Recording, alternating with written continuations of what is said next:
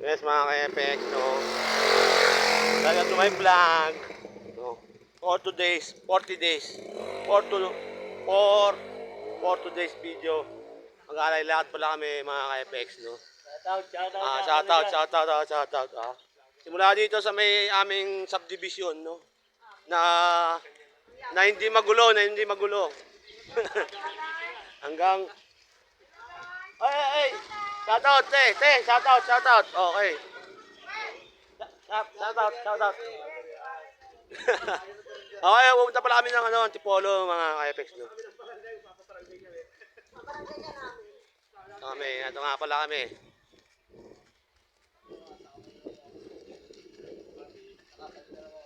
Siyempre. Siyempre, shoutout sa inyo. Shoutout, ha?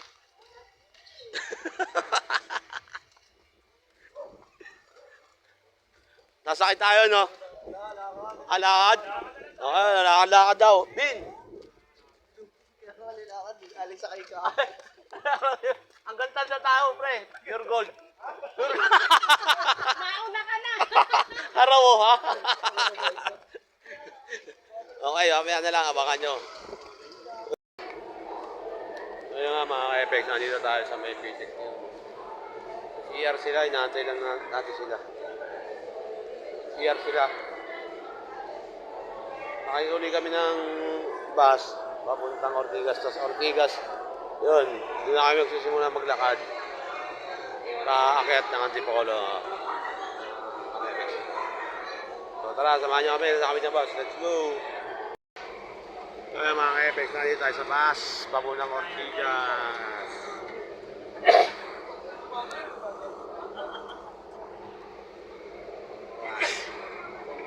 Update nyo na mamaya pag mababa na kami. Thank you. Bye. Yun yun.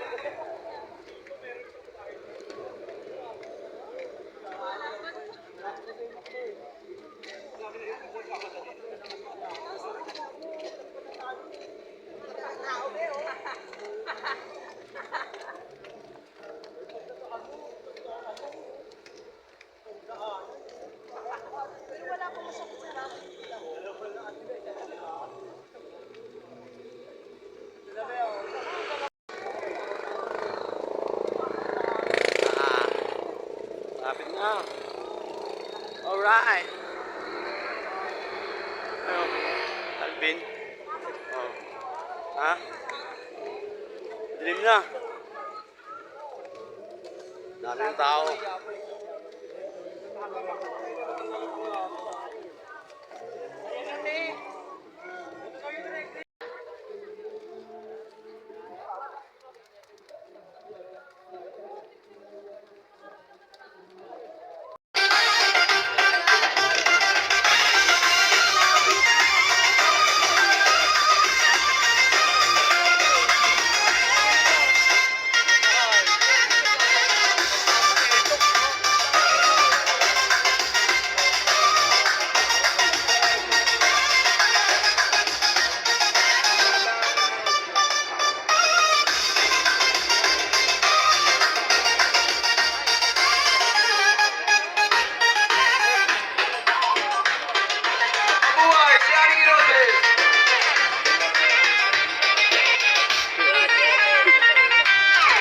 Mabuhay si Epe!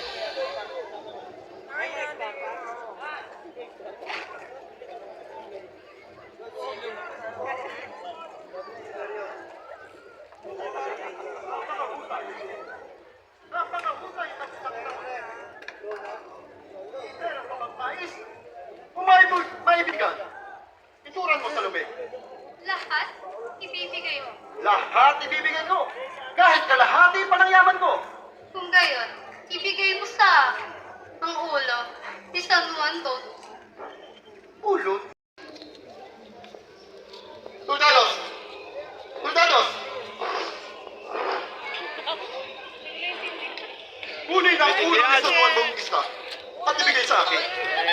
Shout out! Shout out ah! Maganda kayo, idol! Lugan! Lugan! Ay, Lugan! Shout out mga kanyugan ha! Shout out sa inyo! Mahal na Hari, Rob Cavite! hindi pwedeng Shout out! maputol ang pangako.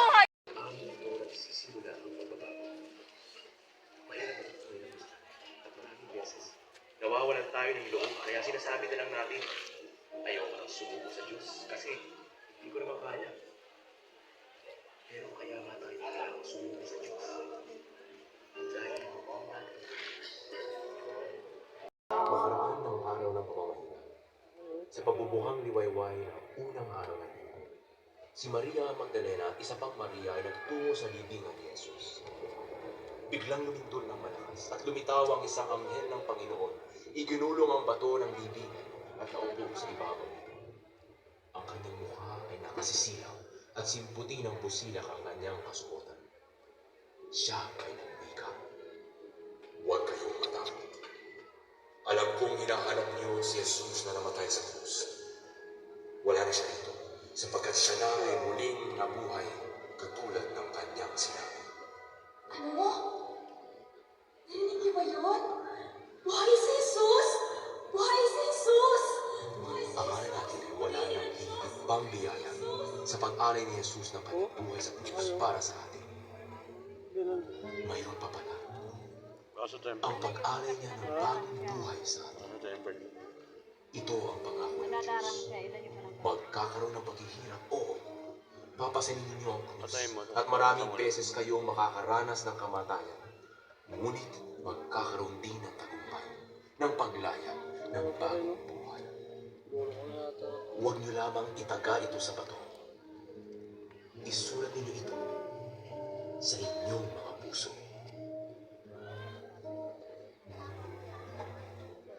Panginoon, ano pa po ba ang masasabi namin? Lahat ay nakalatag na, tulad ng sa isang pikin na naghihintay na lang sa pagtanggap namin.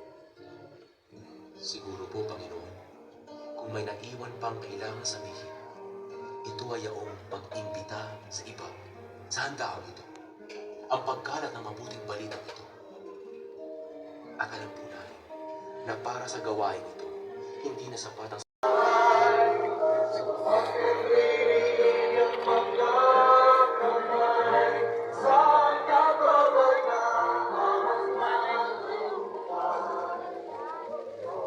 Tapos na ang Station of the Cross. Ito na kami ng church simbahan ng FX. Ano mama? Ay, sa unahan, tinan mo. Sa unahan.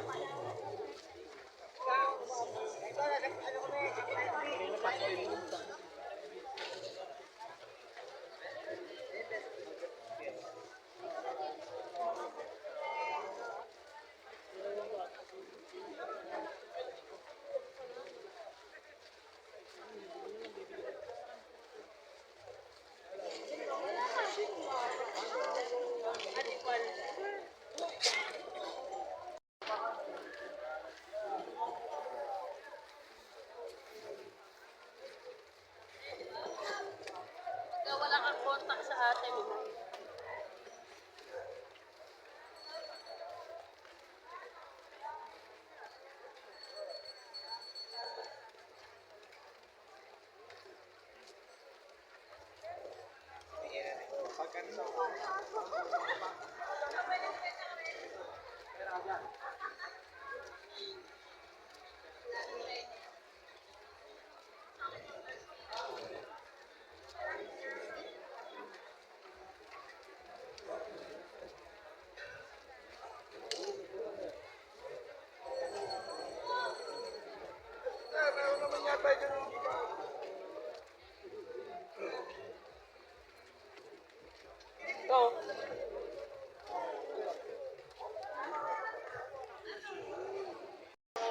Picture ako. Pasok na kami sa may simbahan ng Antipolo, mga ka-FX. From Ortigas to dito. Antipolo simbahan mga ka-FX.